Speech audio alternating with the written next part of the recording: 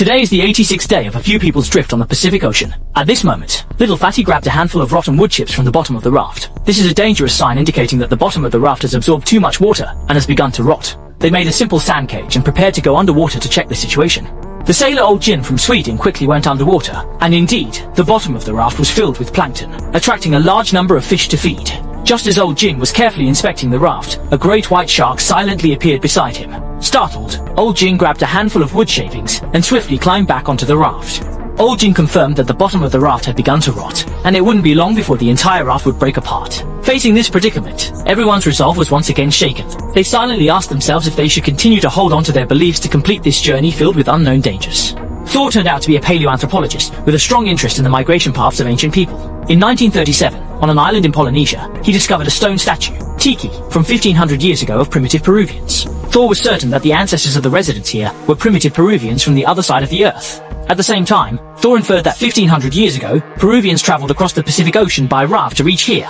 In 1966, Thor brought his 10 years of academic research to the magazine company, but people simply did not believe Thor's research was real. After all, humans from over 1,000 years ago, attempting to cross the 5,000 kilometers of the Pacific Ocean. This is simply harder than climbing to the heavens. To make the world believe his research was correct, Thor decided to personally replicate the ancients by embarking on a raft across the Pacific Ocean. Thor flew to the departure point, and along the way, he found a group of like-minded companions. It took them half a month to build a giant raft. Amidst the cheers of being held in high esteem, Thor embarked on this journey full of unknowns with his firm belief. Over the past 86 days, they experienced storms and torrential rain. It was besieged by the great white sharks, but just then, a huge whale shark slowly approached Shasha's boat.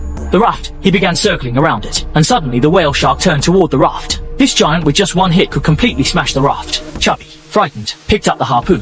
Thor gestured for Chubby to put down the harpoon and not to be too nervous. Seeing the whale shark getting closer and closer, Chubby disregarded the advice and stabbed at the whale shark. The whale shark got scared and quickly dived to the seabed. The small raft was spun around by the powerful force, but fortunately, the rope broke in the end. Otherwise, everyone would have surely sunk into the sea with the golden sand. Little Fatty's actions completely angered his companions. Fortunately, Thor intervened in time to stop several people. Thor understood Little Chubby well. In such a situation, encountering such a giant beast would inevitably cause fear.